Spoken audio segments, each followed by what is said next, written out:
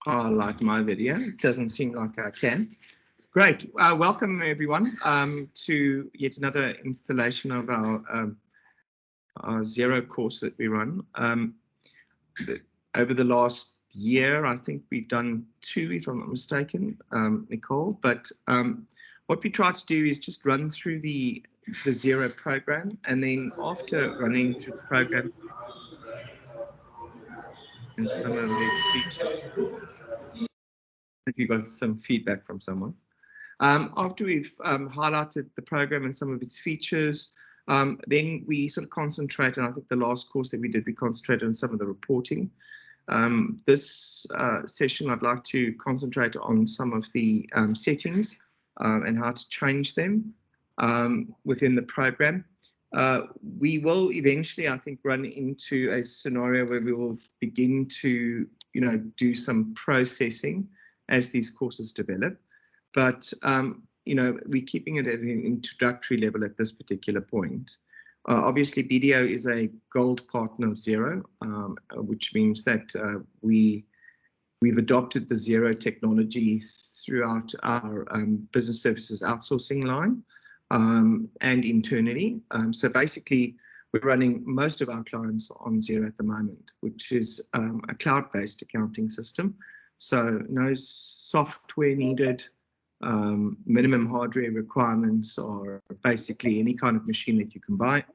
You can run it on your cell phone, your iPad, your desktop, and any machine that you happen to walk across an internet cafe or something like that, where you can then simply log on to Xero and continue working. So we'll start. I'm just going to start my slideshow. If there are any questions, we're going to try and keep up. I'm trying very desperately to get everything to show on my screen.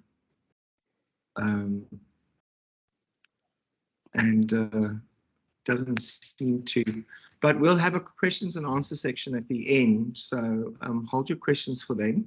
We'll try and break for like 5 minutes after the hour. Just so everyone can go and get some coffee and maybe go to the toilet or whatever you need to do. And then I'm more than welcome to answer your questions. Obviously, you can contact Nicole or just BDO, and I'll be more than willing to assist you with any other additional queries you've got. If you already have Xero and you've got some problems with processing or concepts, then please let me know, and I will, I can make a personal appointment with you with regards to that. Okay, great. So let's just get the slideshow. I just want to confirm, Nicole, can you see my slideshow?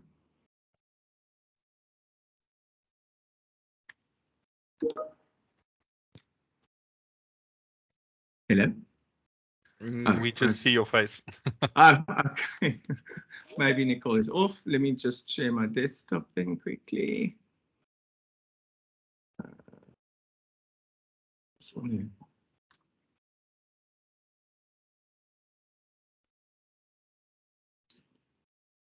Right.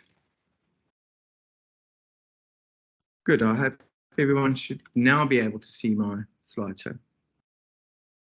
Perfect. Great. Wonderful. Thank you. Great. So just an introduction and quick demo of Xero. We've got a lot of people. We're going to have a quick introduction to Xero with the video. We'll have a look at the benefits of Xero, features, Xero Central and the free online trading that's given. Then we'll have a look quickly at the marketplace, HubDoc and Receipt Bank, or as it's now called, Dext. We'll have a quick look at projects, then the pricing. There's some exciting news with regards to the pricing. And then we'll do our demonstration of looking at the settings, and then we'll have a questions time. Great. So I've got a couple of small videos lined up throughout the show. So let's pray to the internet gods that everything works. And let's start with the introduction to Xero.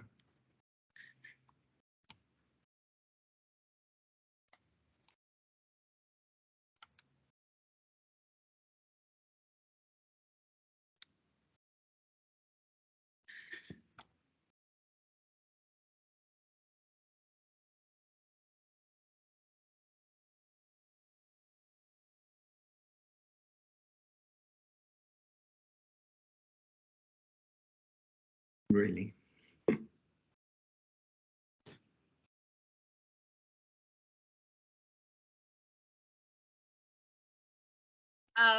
The radio was, or the DJs on the radio were talking about how slow the internet is in Namibia at the moment. So it's not just us experiencing troubles. Okay.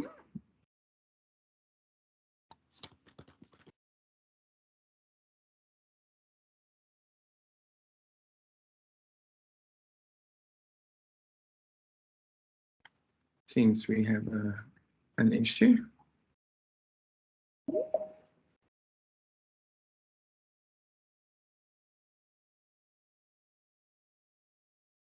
Let's maybe refresh the page and see what happens there.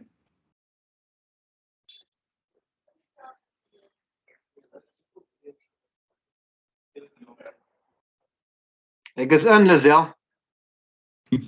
Xero was designed so you can quickly and easily start doing business today while taking the time you need to set up your account correctly. Start with connecting bank feeds for your bank account. It's an easy task that only takes a few minutes, but the benefits are huge. Because your bank statement lines are brought into Xero automatically, it's practically effortless to keep your accounts accurate and up to date. Next, add your organization details and customize your invoices by simply uploading your business logo. Add a payment service to enable your customers to easily pay your invoices online by just clicking Pay Now. These are simple items to set up and won't take too long.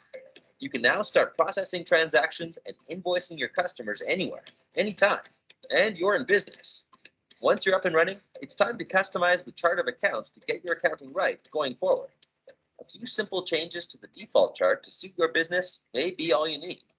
If you're importing a chart of accounts from your old system, you'll want to set aside some extra time to do this. Lucky for you, we provide tools to take the pain out of this process. You can import your chart along with opening balances straight into Xero using the template provided. And don't forget, wherever you are in Xero, help is never too far away. Do you have an existing list of customers and suppliers? You can import those into Xero too. If you have an accountant or bookkeeper, Xero enables you to collaborate with them to grow your business. If you're looking for one, you'll find plenty of Xero certified advisors at xero.com/advisors. And check out the Xero app marketplace if you have more complex needs for your industry-specific business, like farming, hairdressing, manufacturing, and more. To learn more, you can check out Xero TV. There you'll find short videos on how to set up and get the best out of the features. Welcome to Xero. It's a pleasure doing business. Great. Okay, so the internet gods at least were with us a little bit there. So if we just have a quick look at what the benefits of Xero are, we've got real time. Welcome to Xero. Oh, it's great sorry. to have you on board. Seems like it's just repeating and repeating. Hopefully that will stop it. Right. So we've got real time and mobile. Xero gives you real time view of your cash flow. You can manage purchase orders, expenses, bills, and employee payments from your iPhone, iPad, Android device, laptop, or desktop. As I said before, it really is a matter of being able to do your books on the go. Up to date, obviously Xero is automatically updated every 3 to 6 weeks. There's no program updates. You don't need to get your consultant in to update your network, your servers, and your user machines, as was in the past. If there are updates, and there are updates almost on a quarterly basis, these are automatically applied to Xero. So when you log in, you genuinely get a features page or a new features page, and you simply can watch the video or just read through it, and those changes will be applied. Obviously, something that's very pertinent to all of us in today's non-stop world is it saves time. You can save time with easy uploading of bank statements, invoices, and credit card transactions. I know that the video did mention bank feeds. We're in talks with the banks to come on board and give us automatic bank feeds. There's 1 or 2 banks that are close to that. I know Nedbank in South Africa are doing it. We're not too far away from having bank feeds directly into our Xero accounts here in Namibia. But in the interim, you can simply import or export your bank statement from your bank profile change a couple of things if need be. I know, for example, Bank Vintage's OFX file definitely does import automatically, so you can just export your statements in OFX and import it into your Xero set of accounts. Alternatively, you can export it in a CSV format. Download the template from Xero, which you'll find when you actually are on the bank import screen. Change a couple of columns and then simply import it. Secure, Xero securely stores your data online using internet banking level security. So we've got two-factor authentication. I know that has come as a surprise to a lot of people. I think the first time you log into Xero, it allows you to set up that two-factor authentication. I have in the past been asked to assist with two-factor authentication, but the nature of it is that I shouldn't be able to assist with helping you with your two-factor authentication. So very important that I know it asks you like a backup email address, that you've got access to that backup email address. What I can do from my side is basically just delete the user and recreate another user. Online backup ensures you won't lose your data. I know since the Russian war with Ukraine, there's been a lot of talk about some of these data centers being attacked and things like that. The likelihood is most improbable, but there are features that you can do or added steps you can take to, for example, export your general ledger. Might be a good idea to export it once you've finalized your year-end, just so that you've got a PDF record of it somewhere. Collaborative, you and your accountant can look at the same information at the same time. I think this is where it has assisted BDO the most. So instead of a client doing a manual invoice, then sending it to BDO, who then uploads it and or processes it, and then sends a report to a client, we simply give our clients access to Xero. Doing an invoice is simple. They simply do the invoice, we can check it, we can update it if need be. Alternatively, the client can update it, and that is then immediately live on the system. So I think from a collaborative point of view, where we're moving is that, you know, we are, as advisors or accounting advisors, can advise you in real time. Anytime you've got a problem, I can simply log on, wherever you are. We've got clients throughout Namibia, from our northern office in Oshakati all the way down to Walfish Bay, and more we seem to be getting a lot of clients that are adopting this in the south. Even some farmers who've got cell phone access are adopting the technology at this point. Over 500 add-ons. Obviously, the base package of Xero or Xero itself has got, you know, accounting, obviously your general ledger, your cash book, an inventory module, and a fixed asset module built in. You'll see later that there's a payroll module, but we'll talk about that a little bit later. But if you have any requirements that are particularly industry specific, let's say you need a more robust inventory package, then you can go to the marketplace and find, you know, something that will suit you.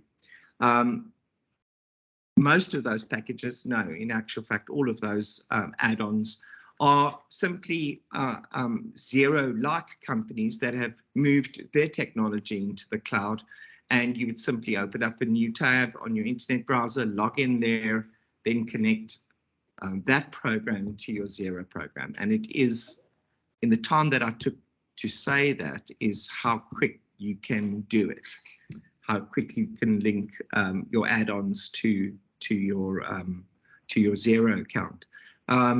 Obviously, you need to pick and choose there because there are additional costs related to adding on these other programs. Helpful, Xero provides extensive online help, forums, and unlimited email-based support. What I'd like to say is when we first started with Xero, an example of their kind of support is I had a problem. I wasn't getting the right report out at about 11:15 in the evening. logged a query. About 5 minutes later, I got an email back saying, please invite me to your set of accounts. I invited the person to the set of accounts, or the advisor. He said, Warren, you're pulling the reports out incorrectly, and we were done by 11:15. So what I then did is, after he'd finished, I'd simply removed him from the books. So it's always helpful. One thing that was mentioned in the video is free online training. A lot of the screens that we've got in Xero have got video tutorials built into them. There are, if you want to import your inventory listing, or your customers, or your suppliers, or invoices for the month, there are templates built into it. You simply download the template, manipulate the data into that template, and upload it. It's that simple.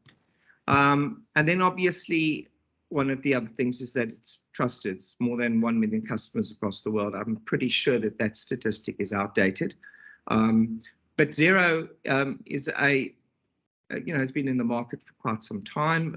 New Zealand and Australian, I'll call it Australasian package, and has added great value to the kinds of accounting services that we provide to our clients. It's more about being an advisor than an accountant, and I think that's where we're going. I mean, a business owner or someone who's got a small business, surely you can do your invoices yourself. There's no need to summarize that and then send it to your accountant to process. We can do that all now online, and we can collaborate together. So I think that's where Xero is going, and I think that's where the world's going, and we're grateful to be on that path. Right, so let's just have the Xero features, and we'll quickly jump to it. I do a lot of the stuff online because they add so much stuff. At least if I do it online, then we're up to date. Okay, so let's just have a look at Xero features. We've got send invoices, work smarter with intuitive invoicing software, send online invoices from the desktop or app as soon as the job is done. So Xero is really sort of paperless centric. In other words, if you want to print your invoice, it prints it and it downloads it as a PDF, which you could then quite easily email. But Xero has built into it an emailing service. So once I'm done with my my invoice, I can simply push send. It pops up with the screen. I can attach documents to that particular invoice. I can customize the message, and I push send.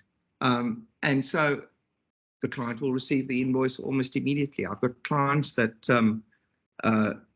no sooner, that are in the services industry, as they're walking away from the client, they're actually invoicing them. So by the time the client gets home or checks their email, they've got the invoice.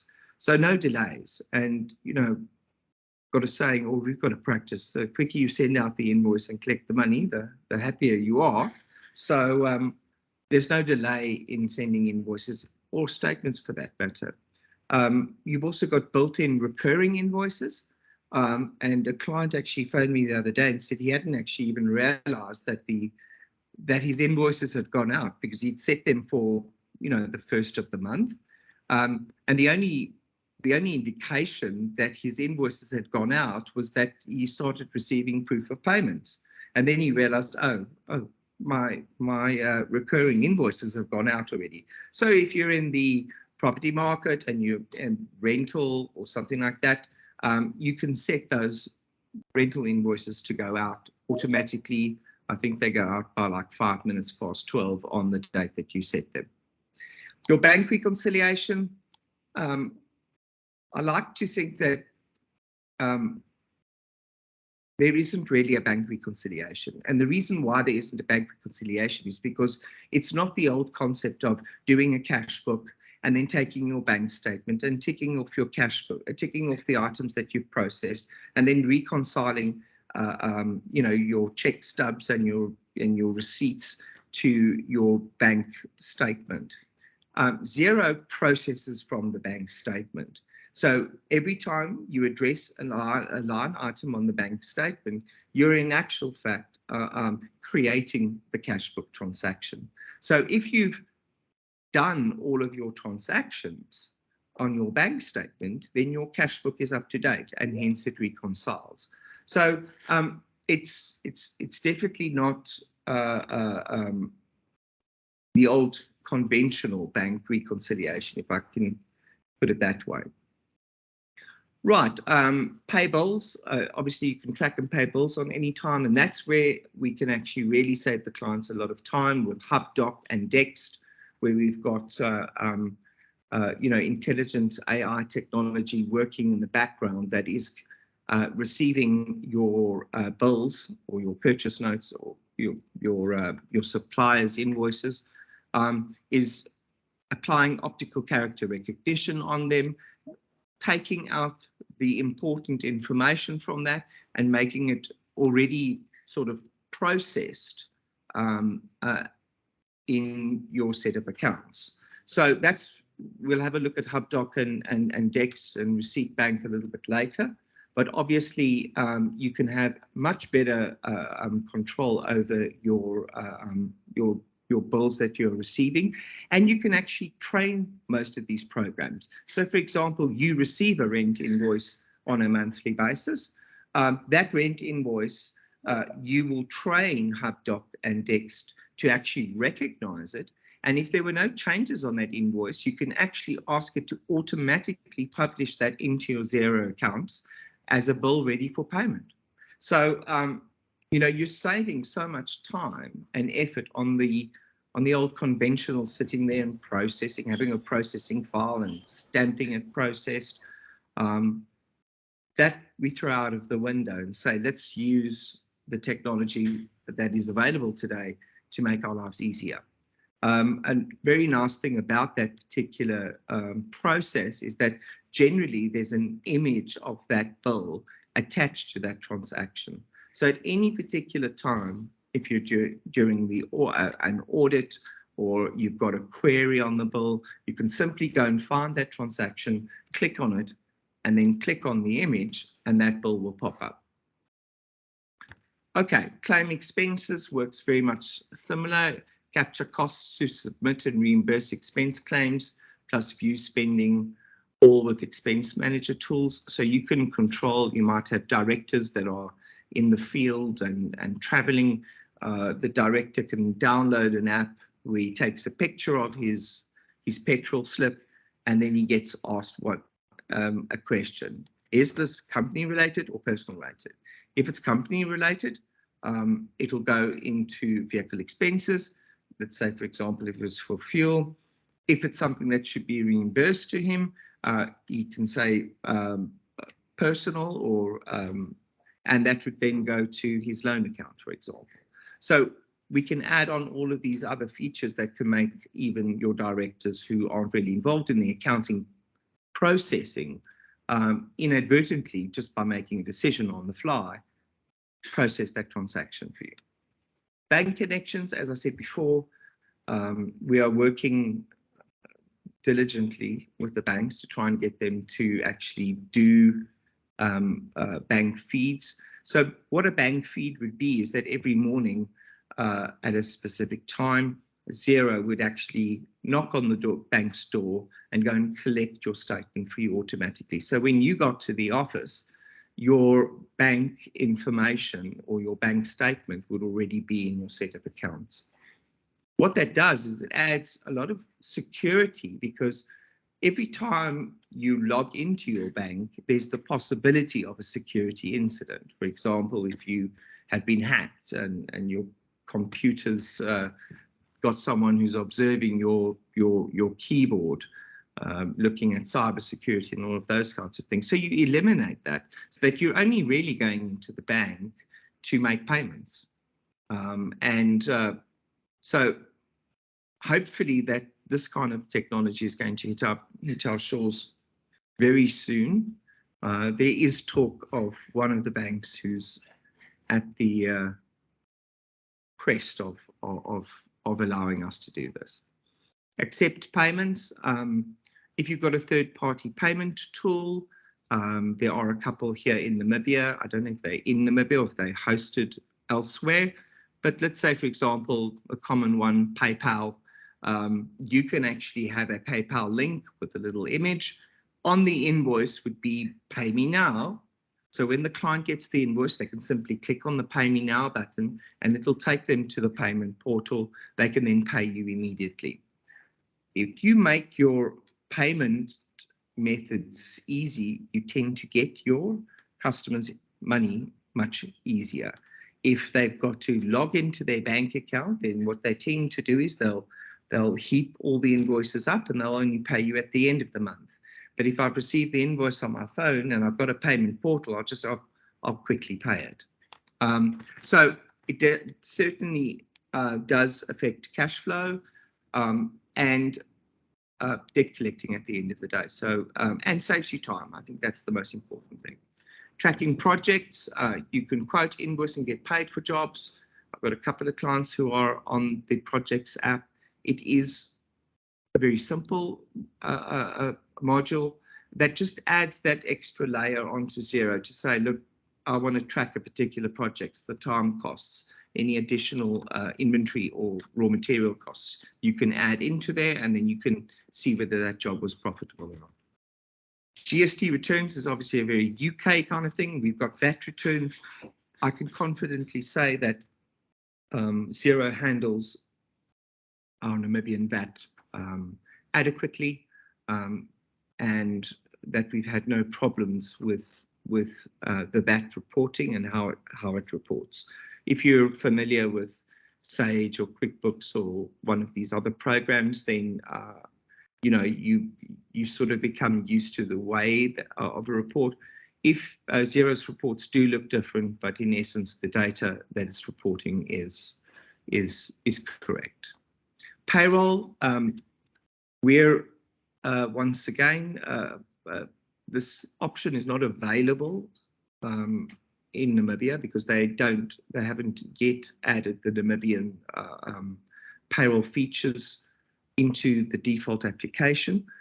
However, there are add-on programs that do integrate automatically and provide you payroll functionality. For example, PaySpace.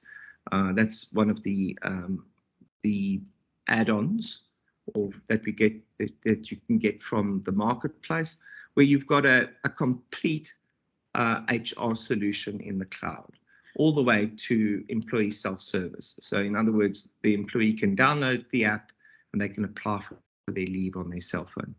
So payroll, we're hoping if we do get enough subscriptions that a light will ping on the Xero worldwide map, and they'll add the payroll functionality into the program. Just as a note, South Africa also is not being catered for at the moment with that, but they've got a little bit more options. We have spoken to a company called EasyPay, and hopefully EasyPay will roll out a Namibian version too. Manage Xero contracts, use Xero for contact management, see details of a customer or supplier's sales, invoices, and payments in one place.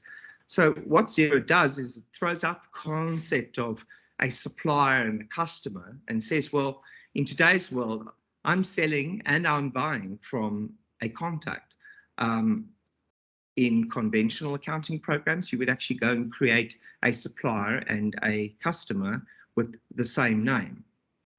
With Xero, you could just simply create a contact, let's say, I don't know, BDO, and you would sell products to BDO, and you would buy from BDO, and Xero will intelligently manage that. So when you go into the contact, it'll say that you owe BDO so much money and they owe you so much money. So it certainly adds in, you know, very often you would have, this customer's not paying, and then you realize, oh, but you haven't paid them. You know, that's not the case here. Here you can see one contact and you can see if you owe them money or if they owe you money. Capturing of data, get copies of documents and key data into Xero automatically. I think I sort of touched on that lightly. But HubDoc, Dext, there are a couple of other programs out there, but those are the most two popular ones. You can have images of your invoices attached to that. Let's say, for example, you've got a supporting documentation for a customer's invoice that you would like to add onto the invoice. You can simply drag and drop from your desktop that particular file, and then it will always be linked to that particular customer's invoice. So if you email the customer, you can then say, please include additional documents, and that customer will receive not only the invoice that you've sent out to them, but all the supporting documentation. Right. And then Xero's got a good files section, so you can upload, let's say, for example, you want to keep copies of the BIPA documentation of your company or your CC. There's a file section where you can open up a folder and you can save information into that. At the moment, there doesn't seem to be any file size limits. I've been operating on it for the last 4 years, 5 years, and they still haven't said to me, Warren, you're exceeding your file allocation or your space on the server. So a really nice functionality. It then allows everyone to be able to quickly access important information. Reporting is something that I will touch on, but Xero's reporting is incredibly user-friendly, and you can user-define your reports. So let's say you print an income statement, but you want to change the order in which expenses are shown on the income statement.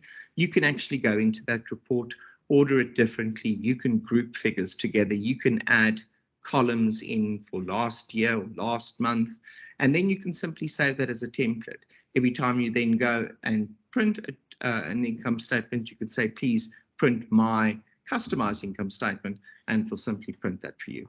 And there's very little that you could do wrong in that reporting process. So for example, if you took an expense and you pulled it into your sales section of your income statement, it would show it as a negative sales. So it will force balance itself all the time.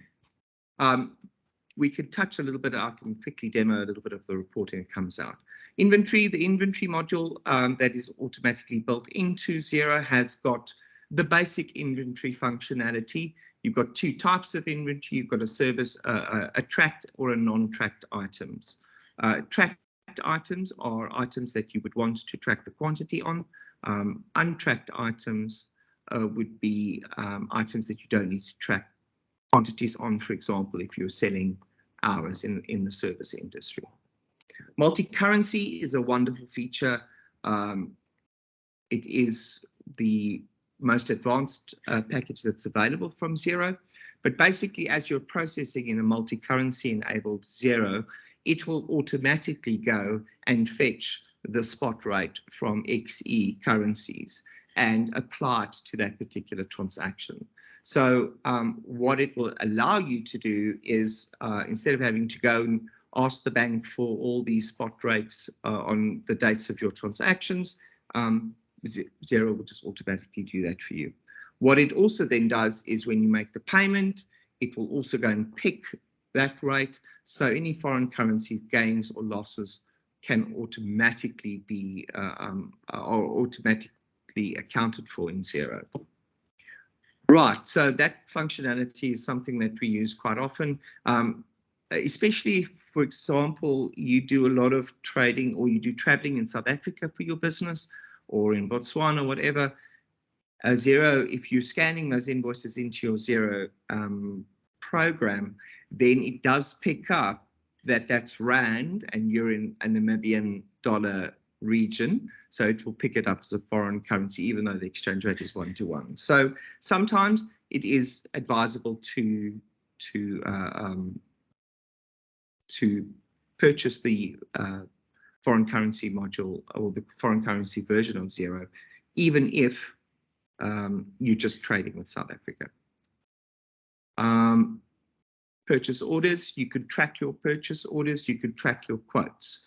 So it's got a wonderful feature where you can obviously start doing a quote, save the quote as a draft. We come back to it eventually when the quote is you can email it directly to your client. The client will also have a little accept button.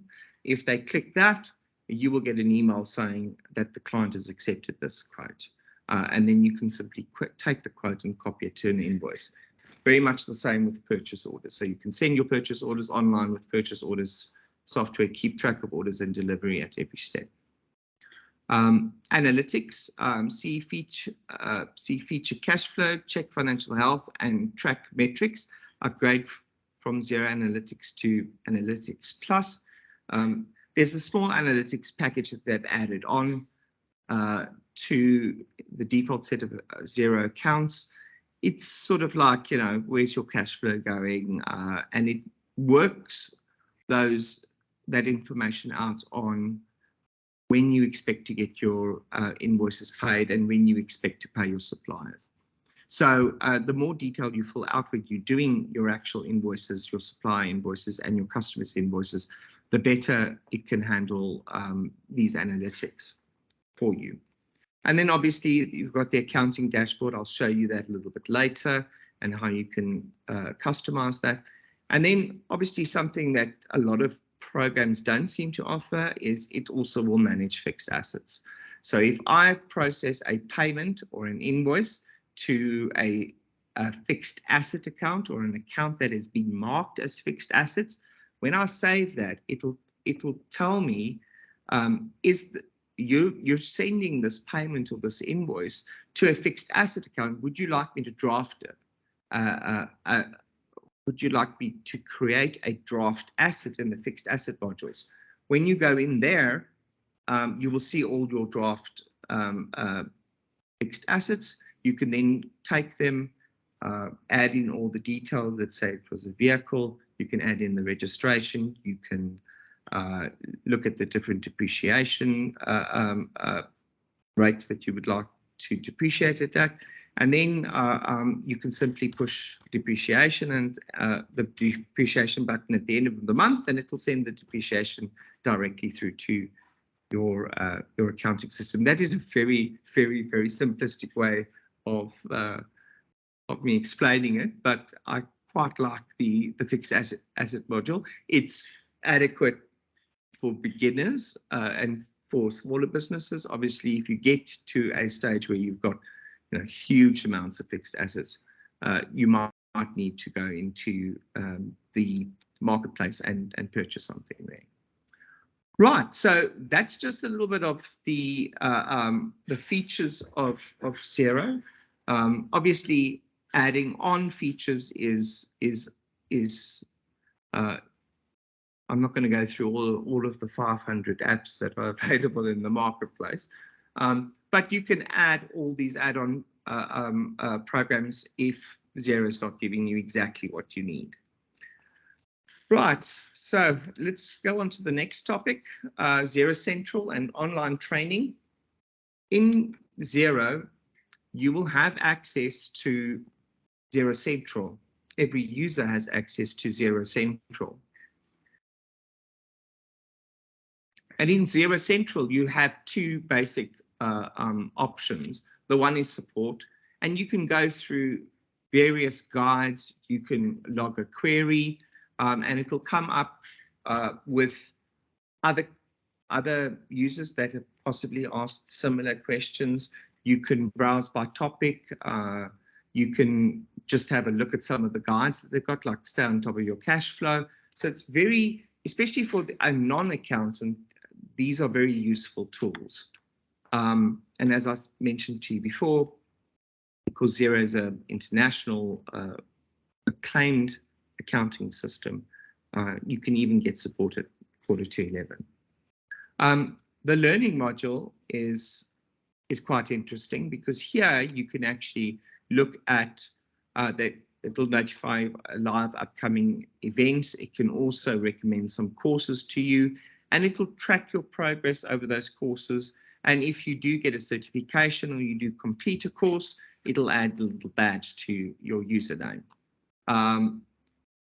They're quite intuitive and they're very easy to do. It's basically sort of, it'll give you, you know, questions or it'll present a topic and then you need to pass the topic. So at the end of the topic, there are questions. If you don't, then you need to redo the topic. It'll track also how many times you failed a particular topic. So not a good idea to fail any of the topics. But all of this training is built in and it's free. And I think that's where Xero is sort of very client-based. Their support is very client-centric. I'm very impressed by the fact that I can let my clients loose on this. If there is a particular question that they have, I'll very often go and have a look first on the actual learning module and see if there's a learning module available for that topic, and then just send them a link for that. So that when I do get to do some support with them, that they already have a background of how to resolve their issue.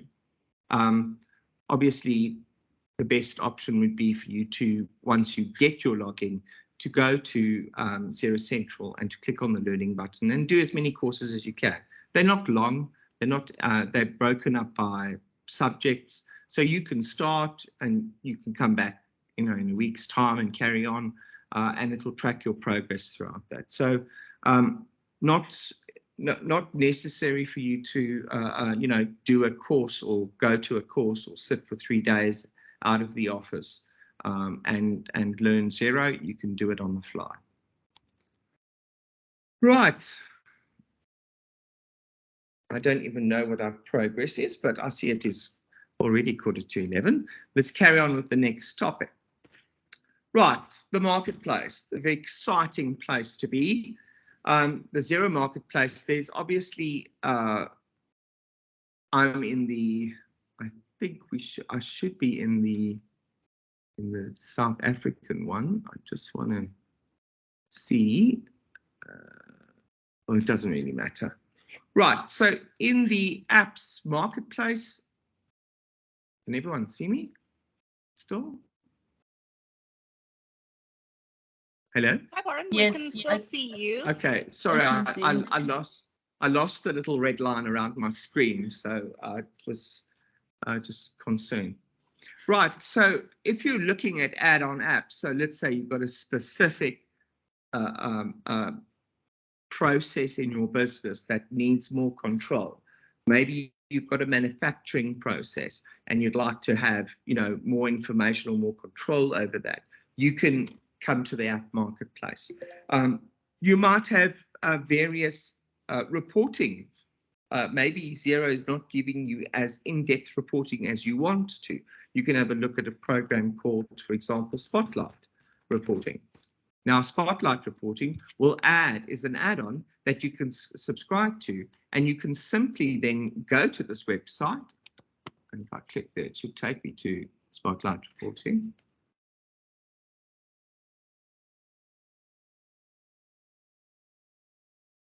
And here you've got reporting, forecasting, and consolidation for Xero users. So you can simply subscribe to this particular module. Or connect it to your Xero set of accounts. And then every time you come and want to do, let's say, management packs for your board of directors or something like that, you can actually use the Spotlight reporting to do that. So it'll add in more intuitive cash flows, you know, cash flows that aren't as confusing as, you know, investing in, you know, sometimes the wording on an IFRS set of financial statements can be quite confusing for a, you know, a non-accountant. It's got an easier cash flow, or you could explain the cash flow to them. You could say, what are your biggest debtors? You know, what are your biggest creditors? And once you've set up that template, it's as simple as just applying the template or opening it up and then doing a couple of changes for the month. Let's say from July to August, you simply change the dates, and all the latest data would automatically be in there.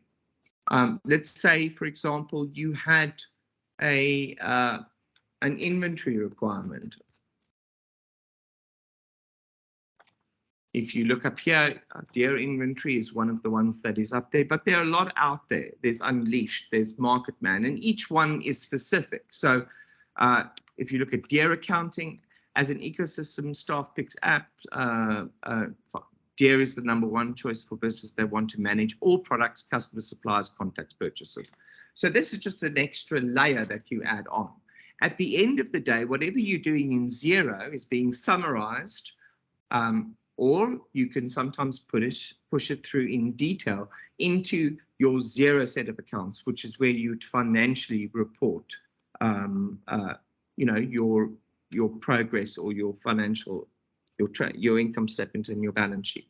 But there are many out there. You can see this is just inventory, stock and buy, and My Gadget repairs, Rentman. So there's one that's specifically designed for the rental industry. Insight, import, export, sales and distribution. So there's one that's leaning towards that one. Order Hive. So maybe that's like a distribution seller.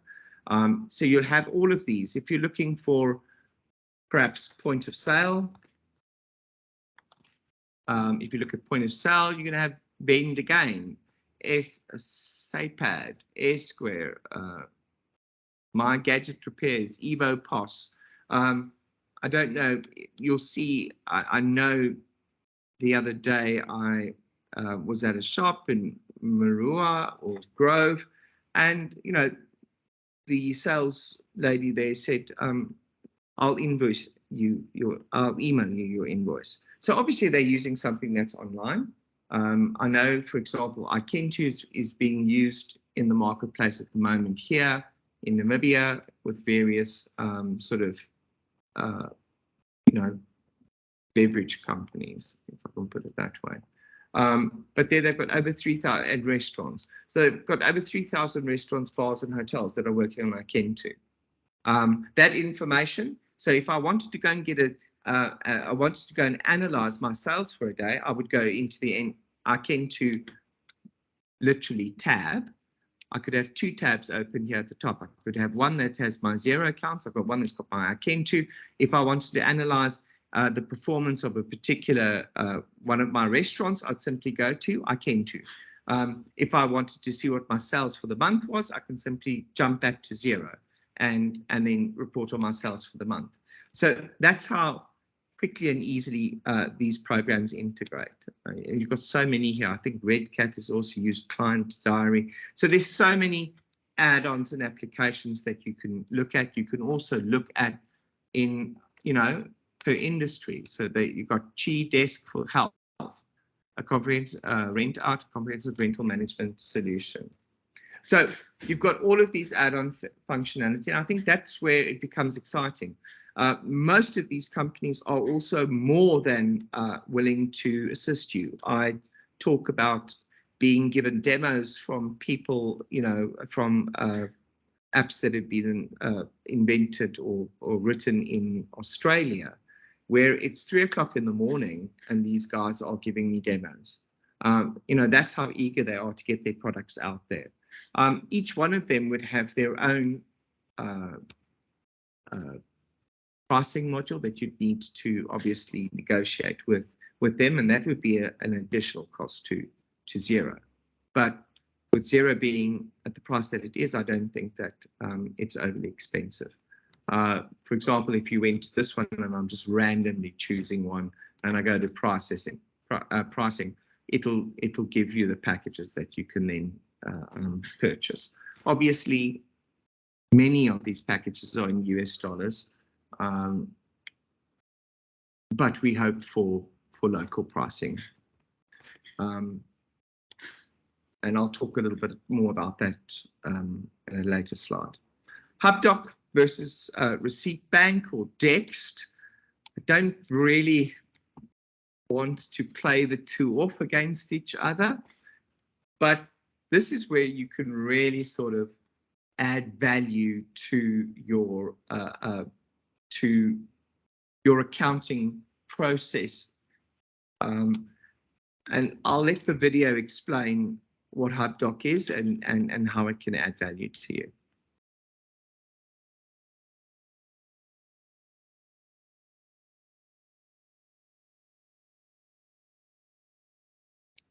We'll assume that the internet gods are on our side, and we will play the video. For small business owners who struggle to keep up with back office administration, and accountants and bookkeepers who have to chase after client bills and receipts, HubDoc and Xero make document collection, data entry, and bank reconciliation a breeze. HubDoc gives you the tools to quickly upload bills and receipts using your mobile device, desktop, email, and scan. Once documents have been uploaded into HubDoc, the key data is extracted and synced to Xero. HubDoc transactions are automatically matched with bank feed transactions in Xero for one-click reconciliation, so you get better data faster and win back time to do beautiful business together. Get started with HubDoc and Xero today. Okay, so HubDoc is remarkably free with your subscription in Xero. So previously we had to, in actual fact, use an application called Dext that was not free. I want to show both of them. Obviously, Dext has come out of favor, and the reason why it's come out of favor is simply because HubDoc is now packaged with your Xero subscription. And Dext and HubDoc do more or less the same thing. However, there are things that Dext does that HubDoc hasn't yet developed. For example, let's say you're processing historically. Now, your online bank information is only available for 3 months generally. With Dext, you can go and scan bank statements in, which HubDoc doesn't allow you to do. So the supplier processing side of it is very much the same, but when it comes to bank, you can send your bank statements to Dext, and they will then scan them into a CSV file, which you can then import. I don't know if there is there a video? Yeah, let's watch this one.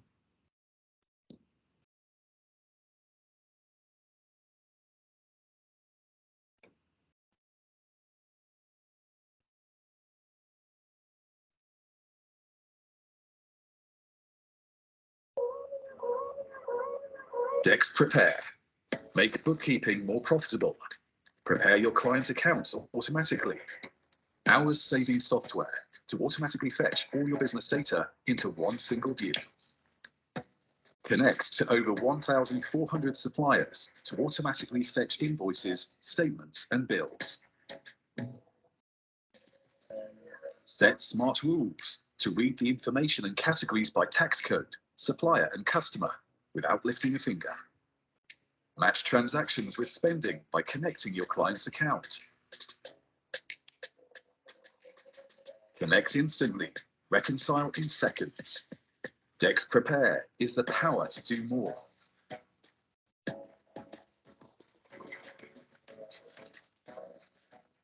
Okay, without getting into too much detail there, obviously, as I said, Dext has been on the market a lot longer than HubDoc, but the overriding consensus with most of my clients is that they're not going to pay for another subscription when essentially HubDoc does what Dext does. Dext does it at a different level. So I do suggest that if you are processing a huge amount of supply invoices that are coming in, that it might be cost effective for you to actually have a look at the Dext software, because it is a lot more intuitive than the HubDoc software. HubDoc is perfect in what it does, but Dext, for example, because it's got a live connection to your Xero set of accounts, if I process a supplier invoice and I'm ready with that supplier invoice, it will actually pick up that there is a payment waiting on the bank statement that I've imported. And do I want to match that now? So when I go to my bank statement, that line has already been processed. So that's the kind of intuitive, artificial intelligence that's built into these programs that I don't need to. So I've processed my supplier invoice. It found the payment in my bank account. So when I send this invoice through to my Xero set of accounts, it sends the invoice, it knows what payment matched that invoice, it processes that and matches it automatically, all in one click of a button. And I've only looked at one screen when I've done that. So I'm pretty sure that if you're if you're a business owner or if you're in the industry, you can see the advantages and how much time saving that you possibly are going to have.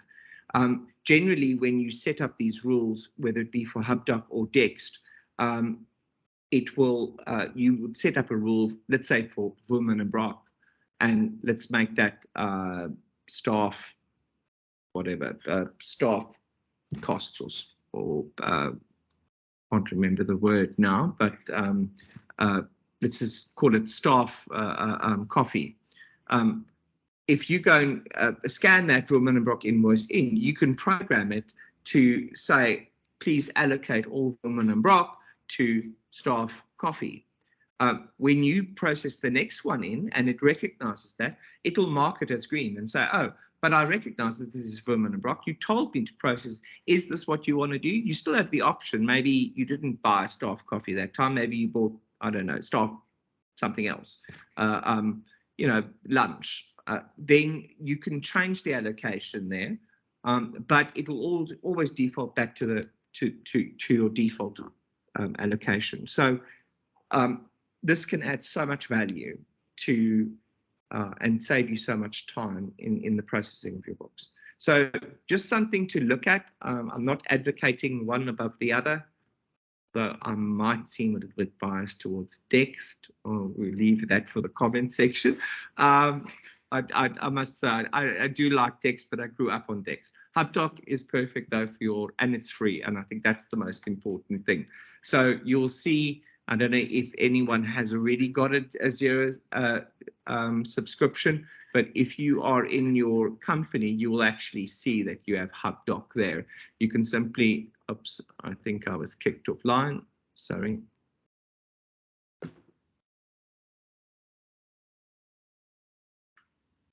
I didn't go through the two-factor authentication because I asked it to remember me for a day. That's the maximum period that you can do that. You'll see that you have the HubDoc option available there. And if you click on it, it'll ask you, do you want to set it up? And then it'll ask you, do you want to link into HubDoc? And it'll take you through that process and do the automatic linking for you. So it does sort of take you into another tab. So you would have your HubDoc tab and your Xero tab and any other programs that you've linked to Xero all on your tab bar at the top here. Okay, great. So let's go back to the slideshow, and I think we're almost at projects. So I'm going to play a video on projects here now.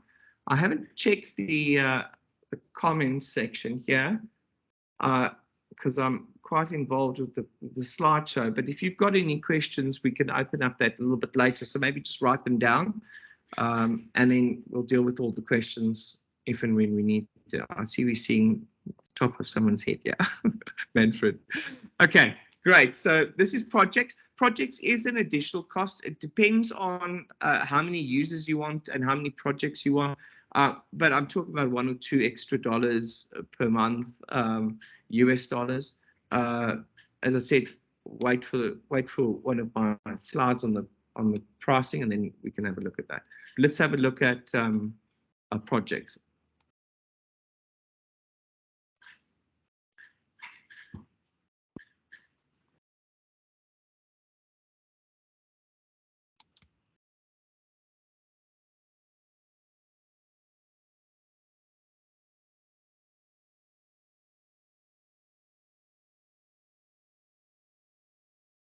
Chapter 1, Why Xero Projects is Brilliant. Keeping track of projects isn't always easy. The time, the costs, and even the job can keep changing. But with Xero Projects, you can keep track of everything in one place. Let's see how it all works. Chapter 2, Stay on top of time and costs. Create as many projects as you need. Estimate your time and materials. Send off a quote. Record your time on the job, and then add that straight to an invoice. Chapter 3. Know how much it's going to cost. Keep track of all your project costs. Add bills and deposits to a job, and if the job unexpectedly changes, your invoices are accurate and up to date. Chapter 4. Update projects on the go. With the Xero Projects app, you can manage jobs, add tasks, track time on the move, and keep on top of your budget, wherever you are. Chapter 5. Make every project profitable. Use reports to keep track of projects. See which jobs are making money and which aren't, so you can more accurately quote for future projects. Beautiful. Xero Projects is just one of the ways Xero can make your life a lot easier.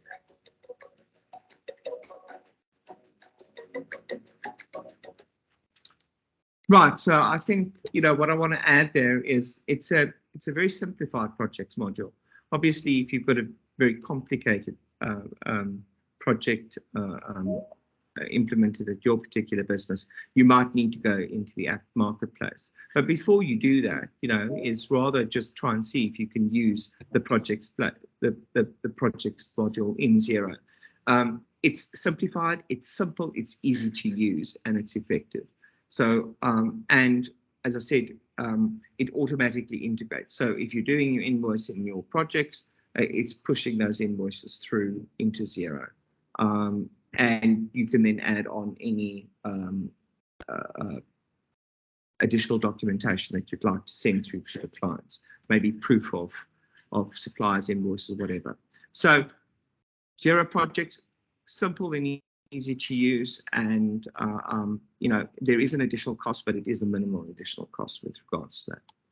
Okay, then we get on to pricing. About, I think it's now almost 2 years, or maybe a year and a half ago, Xero adjusted its pricing to the starter pack being $22 per month, the standard package being 35, and the premium package being 47.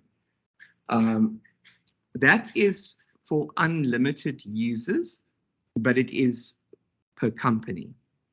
So if you've got a group of companies, 10 companies, for example, and you took the standard package of 35, you'd be paying $350 US. There is, I think, a discount up to 5% for additional companies that we can pass through, or that Xero will pass through to you. But I always say to my clients, have a look at it in relation to not only what your current software costs are, but also look at it in, with the eye of saving a lot of time. And number two would be saving a lot of IT related costs. So we're moving away from an environment where you had a server and you laid network cables across your offices, and you had computers, and each one had to have antivirus, and you had to upgrade every now and again, and then your computer would go down and you wouldn't be able to process today because there was something wrong with the network. The only thing that can go wrong is that the internet could go down. So touch wood, that won't happen. But yes, the only disruptions that you're going to have when you convert to Xero or move over to Xero would be that if the internet went down. Otherwise, Xero would always be available. And even so, if, let's say, the fiber went down, you could simply go onto your data on your cell phone or on your iPad. Or alternatively, you could drive to the nearest internet cafe and go and do your processing there. Obviously, looking back at the period of COVID, most of my clients that were already on Xero, there was almost no disruption to their accounting process time. They could sit and work at home just as easily as they could sit and work at the office. And I think in where we're moving in the future, are we going to have offices? Who knows? We're debating that every single day. It's a hot topic, but must people work from home? Should they work from the office? Our mindsets are changing slowly. But I think, also what really intrigues me about clients that are moving over to Xero is the empowerment that that it gives the ordinary business owner who maybe wasn't an accountant. So in a business owner's mind, he's thinking, well, I can buy this product for $5 and I can sell it for 10. Making $5 profit, I know I'm going to make money. If I sell 1,000 of them, then I've got enough money to pay everything for the month. That's how a businessman, but he's not really involved in the processing. Whereas now we can empower the owner that while he's at the client, he can actually be on his phone doing the order. When he leaves or while you're sitting there, you can actually send the order through to the client that's on the opposite side of the table. That client can accept it. You can then take that accepted quote and immediately invoice him. And if you've got a link to a payment, he can pay you immediately and you haven't even left, the meeting. So the empowerment of business owners to do some of their processing and save costs is something that I'm very passionate about. I believe that Xero is easy enough that empowering the owners means that BDO is not sitting and being the processors of your books, but they become your business advisors. And, like I say to a lot of our graduates and a lot of the people in our business services outsourcing department, did you get a degree so that you could be a processor, or did you get a degree that you could be an advisor? And I think that that's the way, the industry is shifting in the future, is that we want to advise you. We want to be there to make sure that you're getting the correct reporting, that reporting is accurate, that reporting gives you a feel of what happened in your business, over the last year, but also a projection of what the future is. The exciting news about the pricing is that at the top of the screen, I've got new pricing in November 2022. And thankfully, that pricing is going to be in Rand and it's going to be available in the Namibian market.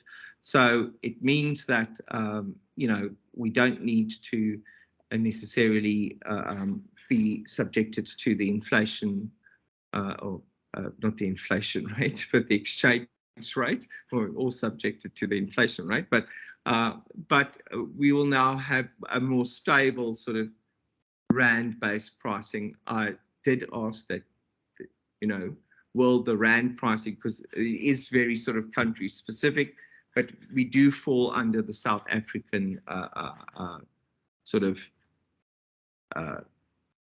umbrella, if I want to put it that way. So we will be able to use the Rand pricing, which is going to be great news.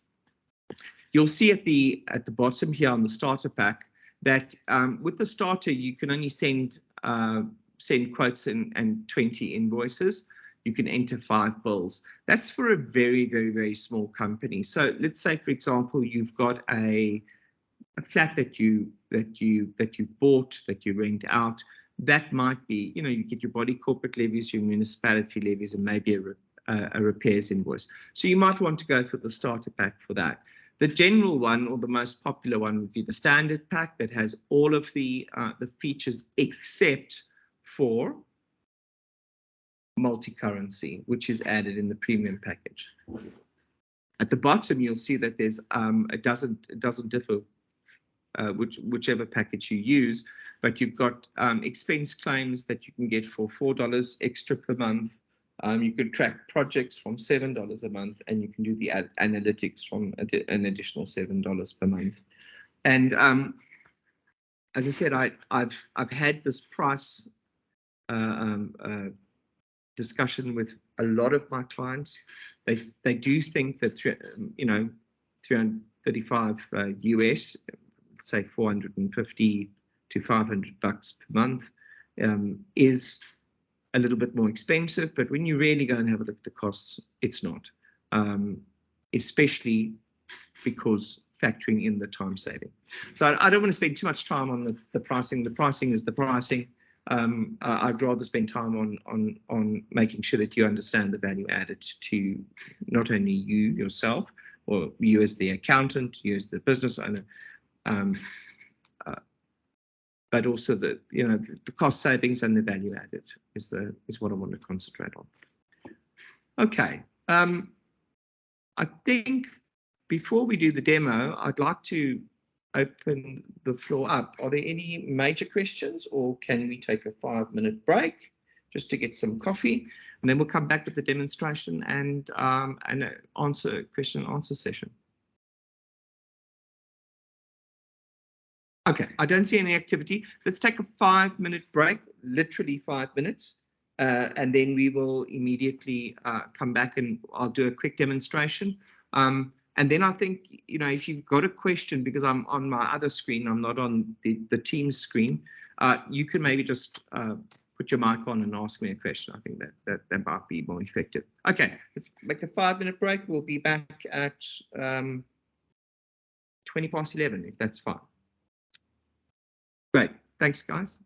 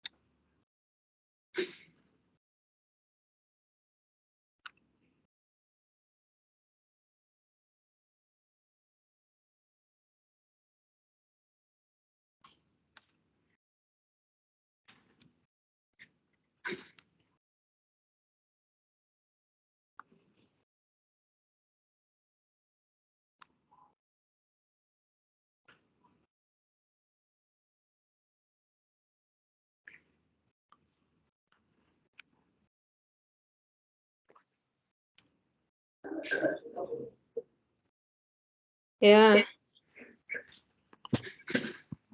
Oops.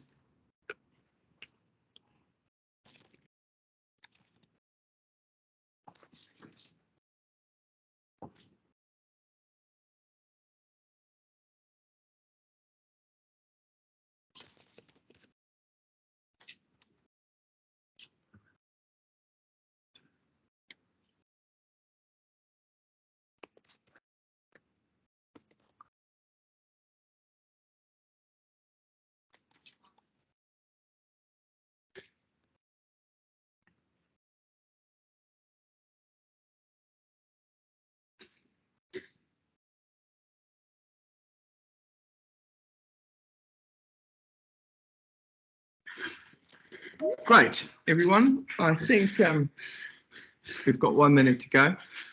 Peter, I saw your query about does Xero have GL segmentation. Obviously, I just quickly wanted to show you that you do have tracking categories. So what you can do is, obviously, in your chart of accounts, you will have all of your expenditure. So let's say, for example, consulting and accounting. If I was to put a bill through on the system, it would then ask me, and I'll just put my own name here. Due date is the 31st of August 2022. Let's just say test. If I put through an inventory item, whatever, 1 at 100, and I put it through to cleaning, it would obviously now be able to ask me my company and my department. So I can then pull out a trial balance for the entire company or the entire group, and then per company and per department, or just a particular department or just a particular company. I hope that that answers your question. Peter, are you online? Yeah, I'm happy. Thanks, man. Great, good. Obviously, if I just to prove that quickly, I'll just quickly show you. So if you do go into your reporting and you pull out, let's just say, for example, I keep on changing these things around.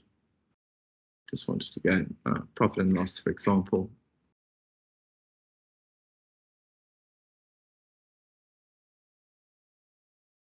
Under your profit and loss, you can now filter by company, and you could choose whatever company, and you could also choose whatever department that you wanted. Okay, good, great. Okay, so let's get back onto the demonstration. As I said beforehand, we did a demo of all of the, and maybe you weren't on my previous courses, but we did a demonstration of the dash, all the menu options and everything that was available in Xero. The second course we did sort of reporting, and we concentrated on that. And this time I'd like to actually just turn around and concentrate on some of the settings and some of the added features that you can add into your set of Xero accounts. Obviously, the dashboard is great because on your dashboard you can have a quick overview of what's happening in your set of accounts. So yeah, you've got your business bank accounts, and you could choose whether or not you'd like to have this. You might want to, for example, you can edit your dashboard, and you might want to hide accounts that you don't really want to keep note of, for example, like your savings account. And you can also customize certain of these to I can take that and I can move it there, for example. And if I then went and saved my changes, my dashboard will look a little bit differently. You can also zoom into any one of these by just clicking on the dashboard, and it will take you to your sales overview and give you that particular invoice that's offending, that hasn't been paid. Right, so the dashboard is great, especially as the landing page when you go into your set of accounts. and from there you can directly go into a sales invoice or create a new expense or create a new bill. Obviously, this information, and this is what I say is critical to most clients, if you're doing a new bill, for example, it's important for you to populate all of the fields. So, for example, when is it due, or when do you expect to pay it? Because if you don't put that in, although I think on some of the versions it actually forces you to put in a due date, then it can't accurately predict your cash flow for the next couple of months, because it won't know when to pay that bill or when you're expecting to pay that bill. And you also need to be realistic. So don't put everything at 30 days, because that's not going to be. Maybe you've got an arrangement to pay that particular bill in 60 days, or that you might, and this is something your supplier would not want to hear, you only foresee that you're going to be able to pay that in 60 days. Okay, great.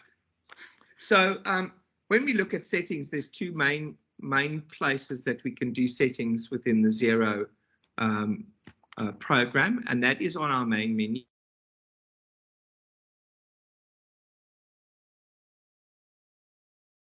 So if we quickly just go and have a look at our settings button on our main menu, here we can do things like, for example, change our organizational details. And it's important that you get the organizational details correct. You can upload your logo. You can put in your business line. You can put in your contact details.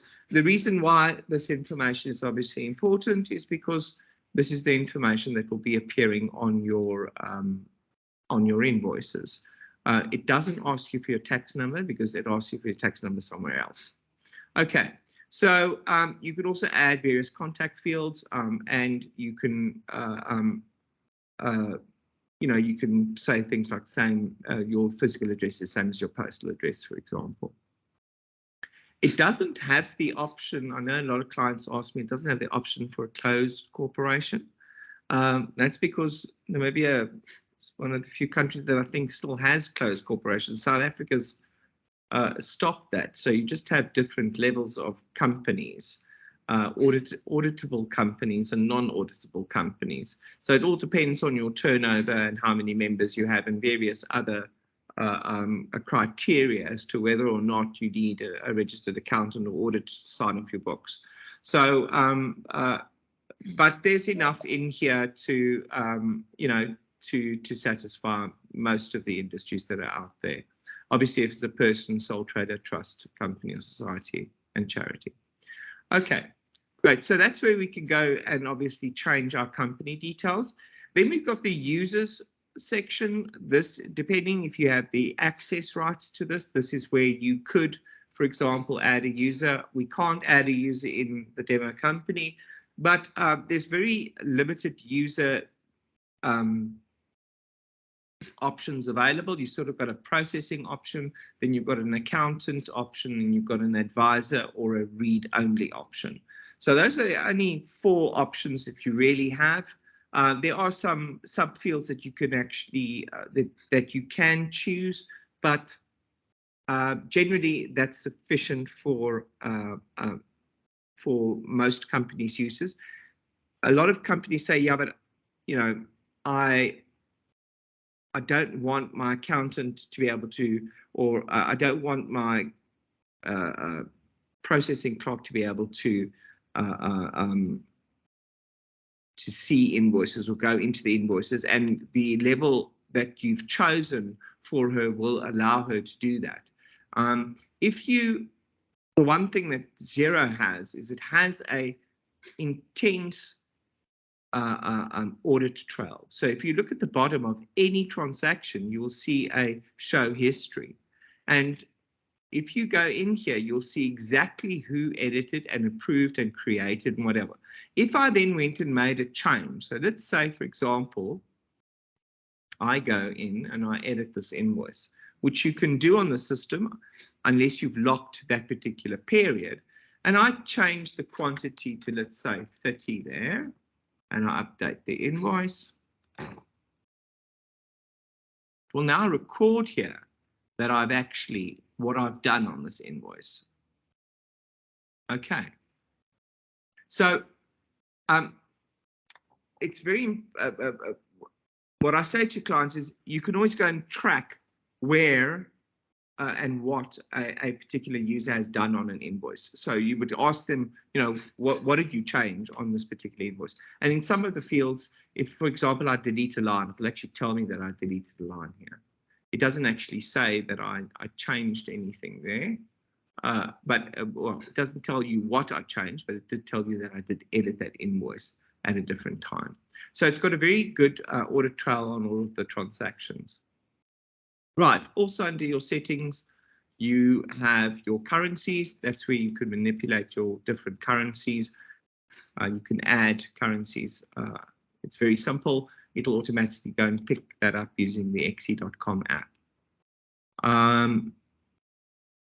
You have connected apps. So if you did have connected apps, this is where it would be controlled. Let's say, for example, you had one particular app and then you felt that it didn't suit your needs, and you connected to another add-on application. This would also be where you would go and, you know, remove the application from that it's integrated into Xero. Right, then more interesting is the invoice settings. And here, for example, you can change the default kinds of invoices that you have. So you can have multiple branding themes for your company. So in this particular instance, I've got a standard theme and I've got a special projects theme, and I've got a very orange invoice, for example. So I would have 3 themes that would be available to me when I did a particular invoice. So if I did a particular invoice, and I'm going to open this up in a new tab. If I went into the Bayside Club, for example, and I edit this invoice, I would have my branding themes that I could choose for that particular invoice. So if you were, like, for example, a sole trader and you sold whatever Vitlets on the side, and you sold this and you sold something else, you could have a different branding theme for each one. However, you would have one sequencing system that went through. Obviously, it would be, bit trading as, and you would have oranges and Vitlets and whatever you wanted on there. Okay, but going back to that, what I want to show you on this particular screen is that obviously you've got your default settings, and here you would give your default bill dates and sales invoice dates. You'd also set up your prefixes. So if you're starting a new company, you could, default these to IN, for example, and then 0001. If you were an existing company that was taking over your, or you were converting to Xero with invoices that have already gone and you wanted to keep the sequence, this is where you would start the sequence. You can also determine when your quote expiry date is here. You've also got payment services that you can link here.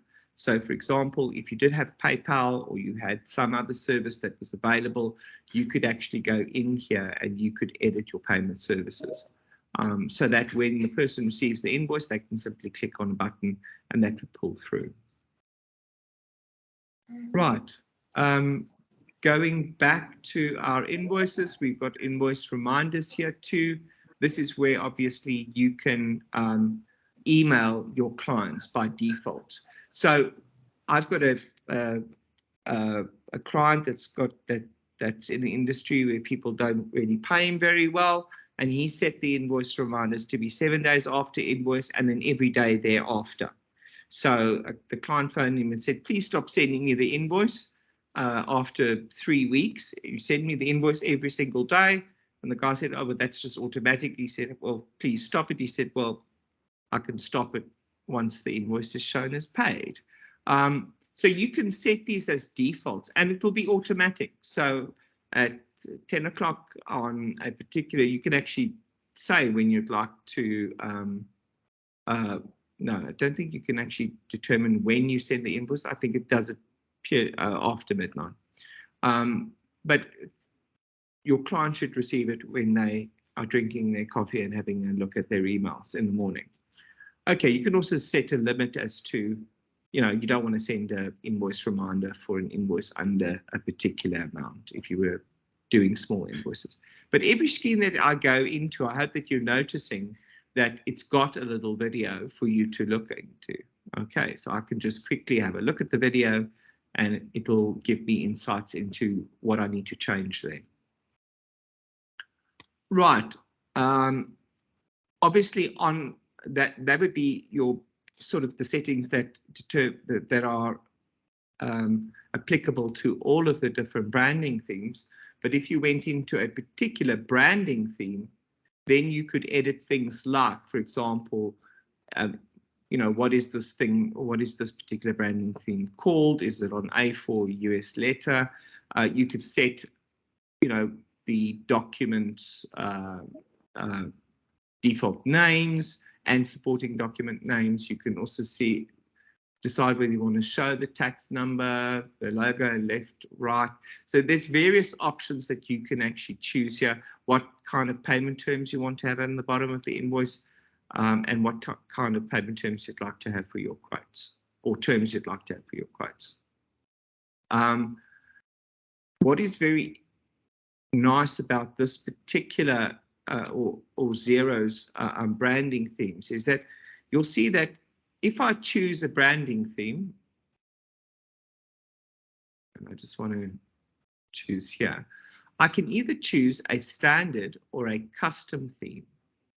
Now, if I choose a custom theme, I would get an option like this, where, for example, it gives me my default sort of document types in a docx format, and all I need to do is I can simply download that docx folder, and then I can open up that file, and there would be the files in docx, and then I can open this up in Word. I apologize, but my Word for Apple is a little slow.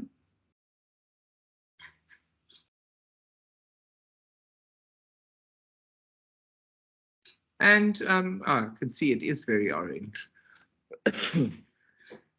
But yeah, I could then go in and we could obviously change. I can say, no, I would like, you know, this to be something else. And you can actually go and change the way something looks.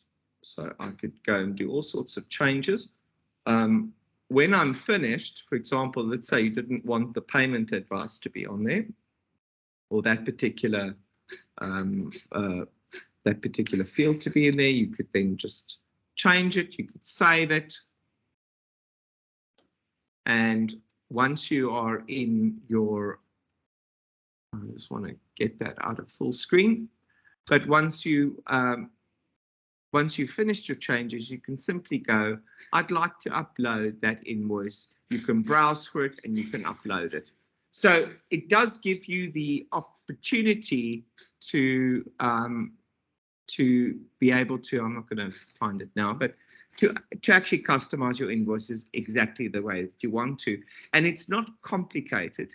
I think you need to know a little bit. I think this is HTML formatting, if I'm not mistaken, but there is guidance as to these particular fields. So you can get guidance on the fields, and then you can type in the own fields that you would like to link up to. I think if you go insert, and I'm not too sure how to do this. I haven't done very many of these, but there is a way for you to actually go and insert a particular field that possibly is provided. So you're actually going and picking fields in the Xero database, and that's what it's basically doing on when you're customizing this particular invoice. There is reading material on the different fields, so I'm not going to go into that now. Okay, so you have the opportunity to actually customize as much as you possibly can with regards to your individual invoicing. Looking at the other ones, you've got payment services. I think we've actually sort of been into that one already. We did link into it, but you've got your PayPal and the other services that you can link into. You've got your email settings. So here you can go and change, you know, how your email to your customer actually reads. And the template, you have 8 standard templates. You can go in here, and on each one of these, you can actually go and create a different template. So you could say, you know, the default template, for example, for invoices is the basic one, which says that. But you might want to change it. You might say, hey, how are you doing? You know, here's the invoice, and I need you to pay it immediately. Don't phone me until you have. You could put that invoice on there. And so when you were doing your invoice and emailing it, it would automatically pull this particular template, and you would be able to,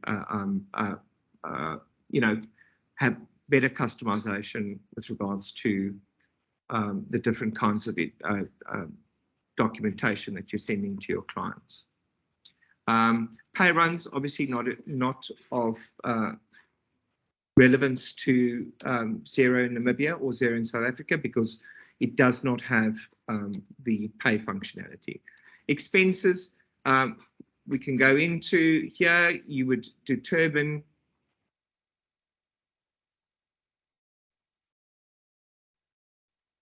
for example, who the users were, what the expense claims, what the mileage claims, and you can do default settings here. So, you know, accounts to show in expenses. So what accounts is the user actually allowed to expense something to? So if, for example, you didn't want them to expense it to bank fees, then you could obviously take that particular thing out.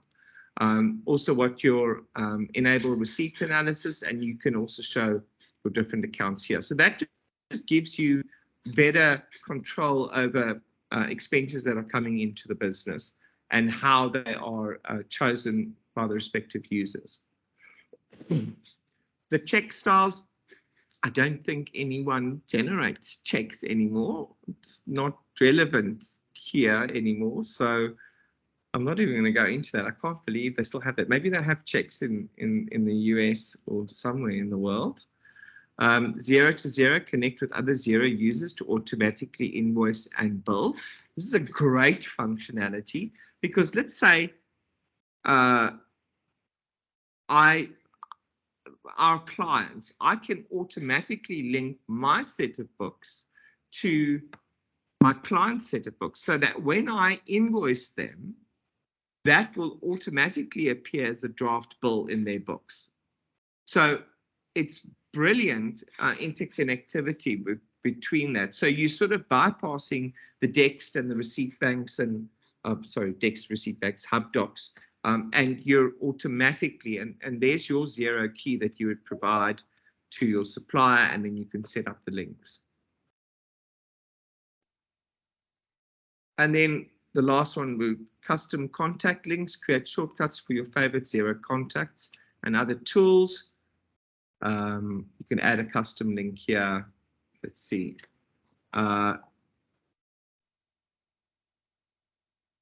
Customer relationship manager. So yeah, so what you can do is you can add, let's say, for example, you've got a link to another application. Let's say, for example, it was Dext. You could then put in the link to http www.dext.com. And if I save that, I would then be able to, if we go back to our dashboard, should be able to see It's somewhere here. I'm just not too sure where it puts it these days. I thought it put it over here. I'm not seeing it. Okay. Oh, I think that's where it was.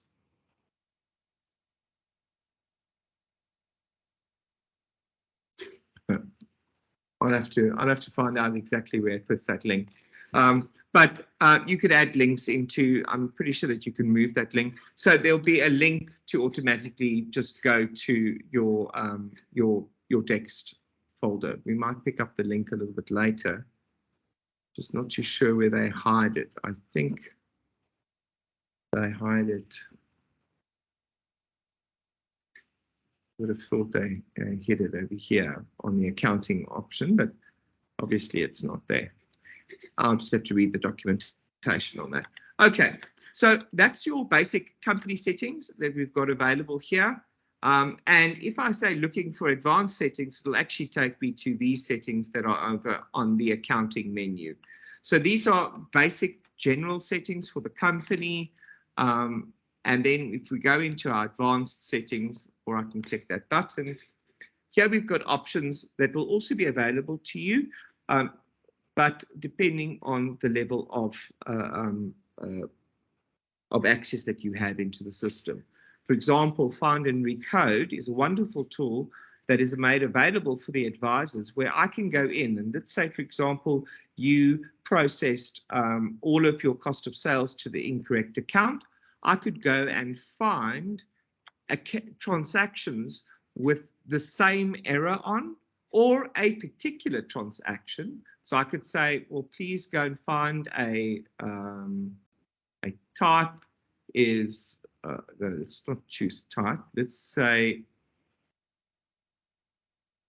where the contact is, and if I type Warren, it should be here, Warren Carr, and I could say add a condition, and I could put in there, let's say where the date is between that and that date, and if I searched for it, I would get that transaction, and then I can say, I would like to recode that. So can you please recode the source transaction or recode with a manual journal? If I say recode with the source transaction, please record this one line item affecting one transaction using selected changes.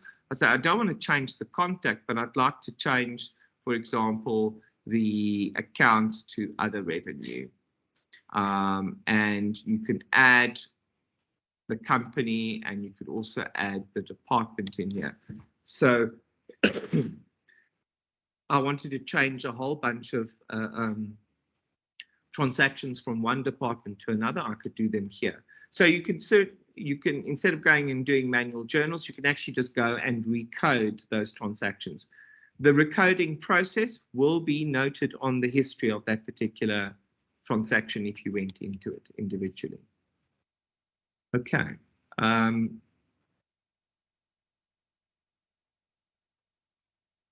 It's most probably asking to save that. Manual journals, you can do manual journals. They're very similar to any other accounting process. You can debit and credit those journals, and you simply need to give it a narration.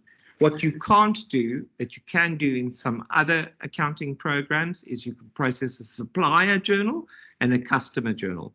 The only way you can make adjustments on your suppliers and your customers is using the inbuilt documentation in those particular overviews. So with the sales, for example, you can only go and make adjustments to your customers by either doing a credit note or doing another invoice to that customer. And the suppliers is exactly the same.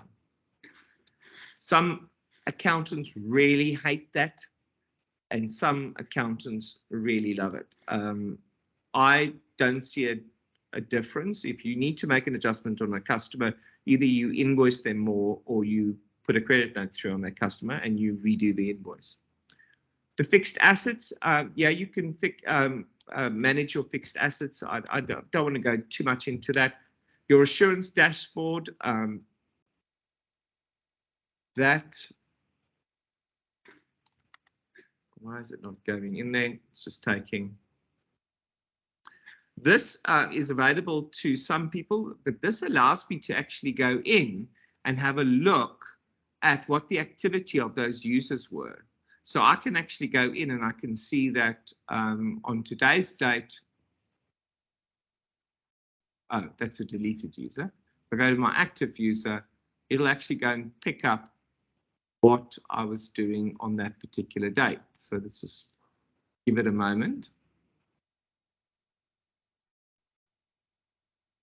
Now, it might be too far back. There I was, what time I was active, and I changed one contact. And if you leave it there, it'll actually, oh, there we go, that's today. How many bills I did, how many contacts, how many invoices. You can also have a look at exceptions on your bank. No manually reconciled or deleted statement lines found. You can also have a look at your contacts if there was bank details or duplicate bank accounts with your contacts. And on invoices, and you can have a look at invoices that have been backdated by more than 30 or 60 days. And you can do that also on your bills. So that's just a little bit of an assurance dashboard. Export accounting data, you would use that to export your accounting data like your general ledger as a form of a backup if you don't trust the cloud. And on history and notes, you have a summary of the actions made by all users to your transactions. So you can go in, and this is where you can pull out, you know, who did what. There was the sales invoice that I edited, and if I click on that, it'll take me to that particular sales invoice that I edited. Let's just go back and see. There was a bill that I approved, there was a bill I created, and you can separate that by all invoices, and you can also by all users, and you can also have a look at like what they changed. Okay. Going back to reporting, on this side, you've got your financial settings. Can you determine, you know, what currency you would be in? Unfortunately, you can't change the currency of a company once you've started it. Also, what your financial year end is, what your tax basis is. Obviously, ours would be 2 monthly, and your tax ID number. Remember your VAT number, that's where you put it in, or sorry, your tax ID number here. What tax defaults to use, so you can actually choose whichever your tax rates are when you've got, whether it's based on the last sale, tax inclusive, tax exclusive, or no tax, and what your lock dates are. So the lock date would be that all users cannot make changes to the system on or before that particular date. Me as the supervisor, this is for advisors, this is for normal users. As a supervisor, once I finalize the audit of a company, I would also lock myself out of there and only open it if I really need to go make any changes. You can also set the time zone but that's generally set by default. I don't know why it's picking up US and Canada here, but it generally picks up the time and date settings that your computer has. Right, your tax rates, you can obviously look at that. I skipped chart of accounts, but we'll go back here. And you can add a new tax rate in. It's not too difficult. You can also add components into this tax rate. So this is where you could add, for example, your import duty. So you could say a tax component would be at 10% and then a normal VAT rate of 15%. That gets you to the 16.5 of the import VAT. So you can do your tax changes here. The chart of accounts is brilliant. Here you can change, obviously the nature, you have to choose a particular nature of an account. So let's say this is an expense, but the code of the account is in actual fact 10 digits long, and it can be alphanumeric. So if I go next, it will tell me that that account is available. Okay, I can give it a name. I could say the default tax rate for this account. Generally, in your general ledger, you would have no tax on there. You can also say whether you'd like to show this on your dashboard watch list. Let's say, for example, it was an expenditure that you were monitoring. You can show it on your dashboard. Show an expense claims. In other words, is this available for an expense claim? Can they choose this as an account? And then, very importantly, enable payments to this account. So if you are in a payment, if you're choosing a particular payment, can you make a payment into this account? If you can't, a direct payment. If you can't, then you would not tick this. If you would like it to be an account that you can make a payment into, you would tick that. Your account's also listed by their account, their type of account. You can also archive accounts. So if you're not going to be using this account anymore, you can archive it. You could also unarchive accounts that you've archived before. So very helpful features here. It also gives you a running balance of the chart of accounts, but importantly, it's not number, it's alphanumeric. So you can actually choose. And the nice thing about it is, for example, on my business bank account, I could go and change the account number,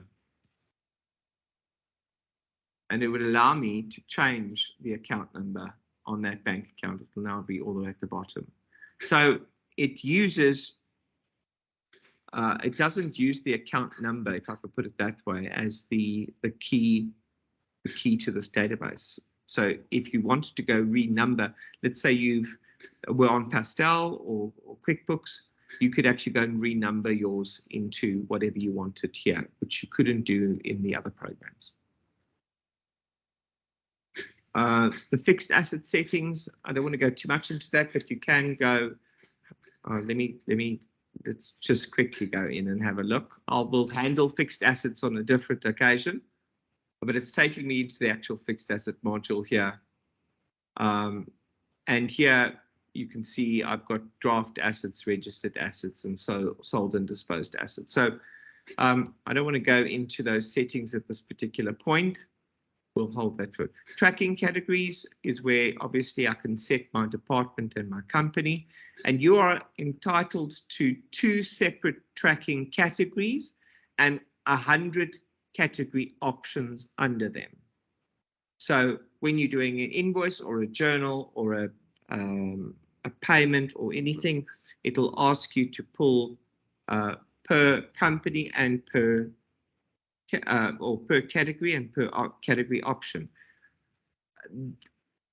What is essential is that you should be able to pull a report, and you can do that in Xero, of transactions that do not have a category or a category name or a category option. So there is a way of you getting an absolute. Are all your transactions being processed? Because it doesn't force you on any particular transaction to choose a company or department, but you can pull a report that says, please give me all transactions that have not got a company or a department on them. Okay, lastly, and I think we're literally running out of time, you've got your report codes. I will deal with that in a different course. The report codes and report fields are more sort of audit related. Report codes is very much, I don't know if anyone knows what caseware working papers, where you did your account, you did your sort of allocations or your mapping. That's where you would map, is in using report codes, and report fields is where I would ask additional information of a particular client. For example, what are your members' names? What is your bank? Information that I would use when I would be drafting financial statements. And your conversion balances is simply what your balances on the day before you converted to Xero. What you can also do with conversion balances is you could go in and add comparative balances of you could go in and add your last 10 years trial balances in, so that when you did pull out a financial statement or an AFS or an income statement, you would have 10 years of comparative data that you would not ordinarily have. If you're converting from some of the popular accounting packages in the market. For example, Pastel, cloudconvert.co.za will convert your Pastel data for you for free, believe it or not. So they will actually convert 2 years of your data for free. So you simply send a backup with the supervisor password, and the next day you get an invitation into the Xero set of accounts with your 2 years of data in there. You can actually export all of the data, like all 5 years of Pastel Partners data, but there's a small fee attached to that one. Okay, sorry. Okay, I've now taken way too much time, so I'm going to deal with some questions and some queries. I think I dealt with Peter's question. We don't have very much time for this. I think we need to make these things 2.5 hours. Okay, Danny, I'm sorry you had to leave. See, Paramount Healthcare also had to leave. Alex had to leave. Marcelo, you didn't ask a question. Peter's question we answered. Is there any other questions that you would like to ask? Now's the time. Either, oh, there, Kelly, yes. Oh, that is Cloud Convert. I'll actually go to the website for you. Let's go to there. It's called cloudconvert.co.za. Ah, no, it's not going to take me there. Cloud Convert. There we go. So Cloud Convert. It's not going to be. There we go. Cloud Convert will convert your data from Sage. You can convert to Sage, so you can take your Xero and convert it to Sage, or you can convert to Xero. If you click there, it'll actually take you to the options. There's various packages that it can convert, but I know Sage. Oh, there's Sage Pastel Partner, Sage Business Online, Sage Evolution, QuickBooks Desktop, and QuickBooks Online.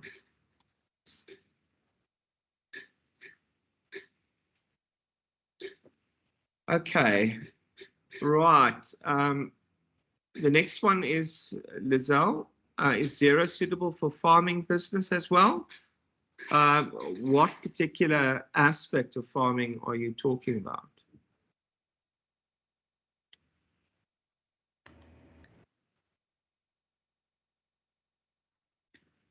Is it like cattle management or?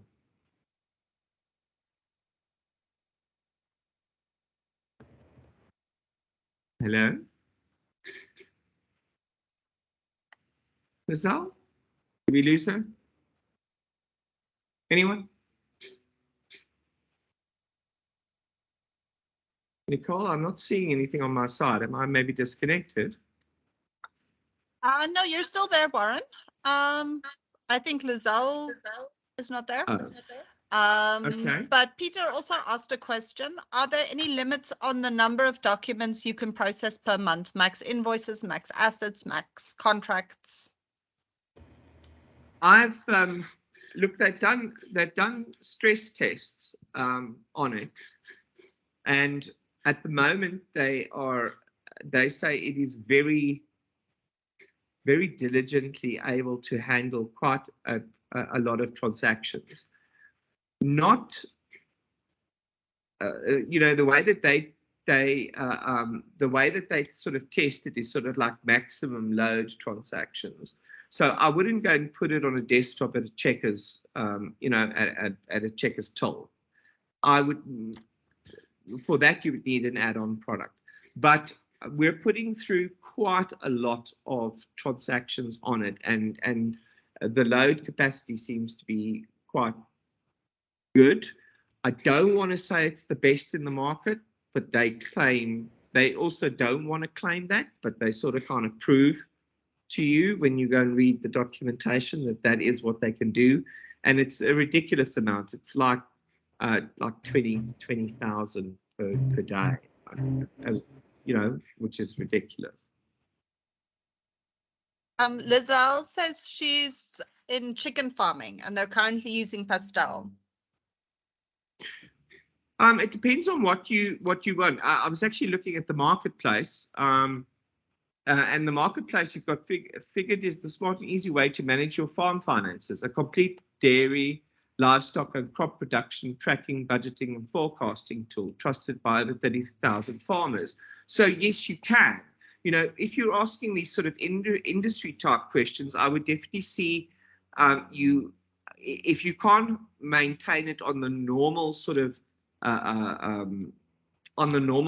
invoices and purchase orders, and you want more control over your farming, then I would definitely go and have a look at some of these other add-on products, you know, because they can add. I mean, if you just go to Figured, we can quickly have a look.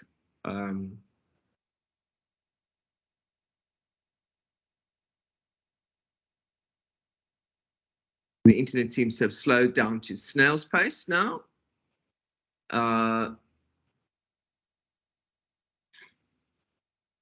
You know, and you can go and have a look there, and so it will add on. It adds on to your Xero. So this is the Figured's dashboard, and this would be the Xero. So it automatically will integrate into that.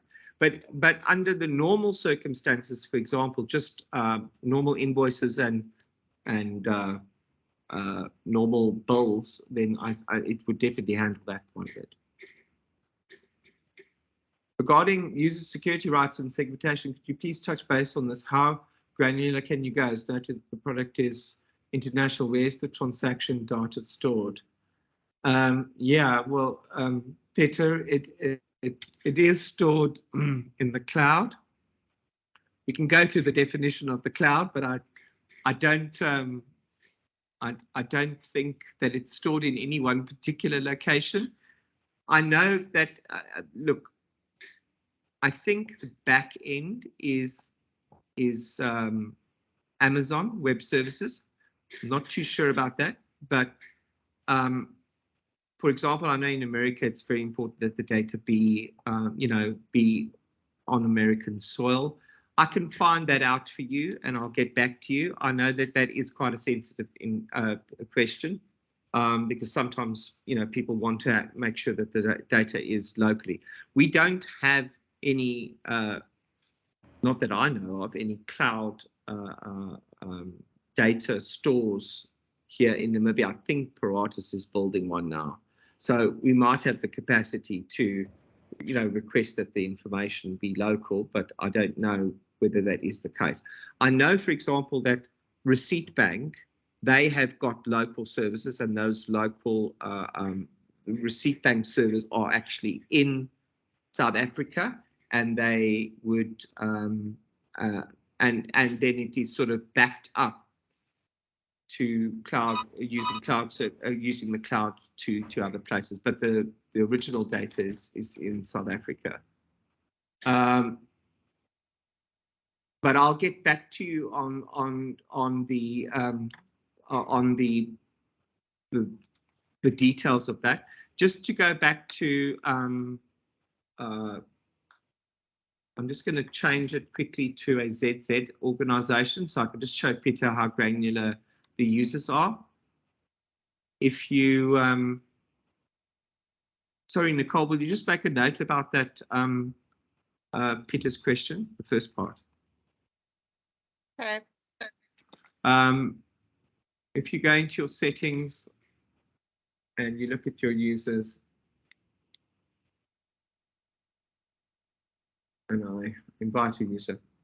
So you've basically got access to projects or the payroll, but we don't use this. But under business and accounting, you've got invoice only.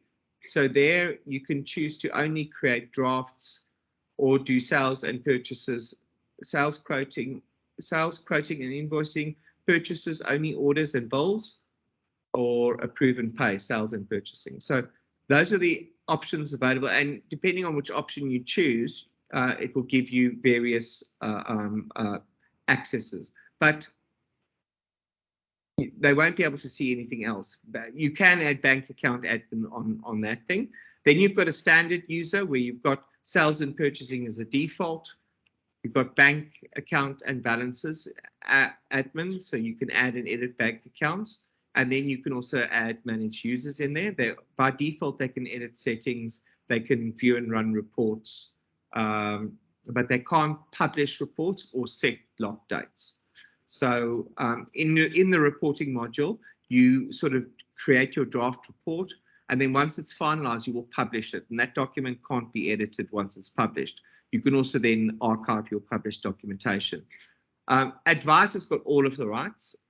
So you've got all of the rights that are available to you. And read-only would obviously be read-only, where they would only be able to come in and look at the published reports. That's about it. Obviously, in the other applications, so let's say, for example, in Dext and in any other hub application marketplace app that's out there, that would have different layering of user access. So I know Ikento, for example, they've got sales assistants and whether you could work on the till, etc., etc. Okay.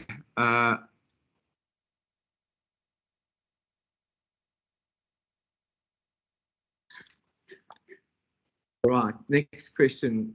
Would you recommend? Is there no options for a CC? There is it Lekela? No, but a CC and a company is the same thing. In essence, I mean, obviously they're not the same thing here. But if you choose the company profile, you can use that. There's nothing. You would just call your company CC. And then on the documentation, on the actual invoice, you can go and change, instead of it saying company registration, you just say closed corporation registration. So we easily overcome that. You would just simply choose ACC. You just call it a CC, but choose a company. Kelly, would you recommend Xero for a trust company that works mainly with investments? Yes, absolutely. I don't know what your exacting requirements would be, but if you were working like with maybe exchanges and things like that, I would definitely have a look in the app marketplace and see whether or not there was an add-on in for Xero. It would depend on your absolute requirements, but I'm more than willing, and this applies to anyone, Peter, Lekela, Lizelle, and Kelly, anyone who's asking a question, you're more than welcome to pop me an email. I'm simply warren@bdo.com.na, or you can contact Nicole, and we can have a specific discussion, and we can around your specific needs. This is reservations. Can specific accounts be automatically be linked to specified tracking categories? Not that I've seen. I haven't seen an option for you to be able to do that. So you can't lock a particular tracking, category to a particular expense account. I haven't seen that option available. Yeah, I think MC does offer a cloud storage, cloud storing service. I'm just not sure that Xero uses it, but I'll definitely highlight that and I'll get back to Peter with regards to where the data is actually stored. The way I understand it, we stored in various locations throughout the world. It's not any one particular location. But I know when there's enough demand, they try to bring those companies, like Africa, they try to centralize it, yes, that you're not reliant on international links. You don't have huge amounts of data going over international links. But I will definitely find out more about this very interesting topic. Final question, Peter, is there a back-end login for clients, allowing them to perhaps pull their invoices or check records?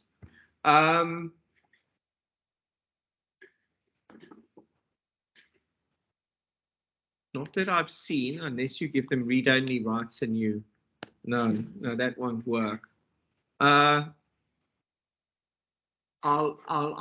have a look at that, but you should be able to. I think it would be something that would be freely available. 10 to 1, there would be a HubDoc ad. Sorry, I keep on saying HubDoc.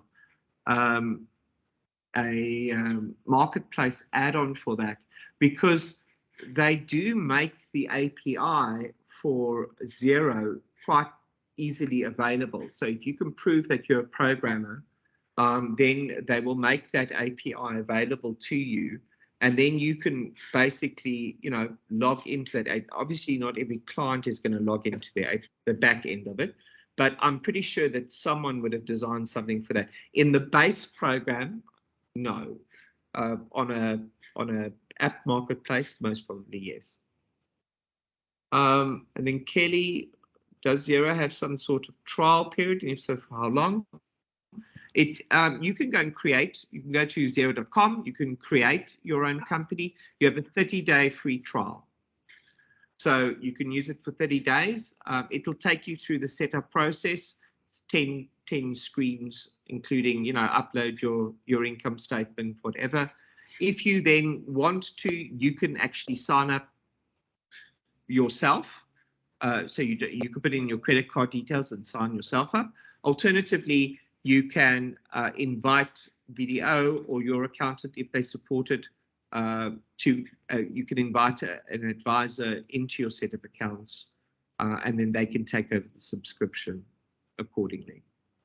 But 30 days, yeah, you get a month free. A lot of clients take longer than 30 days.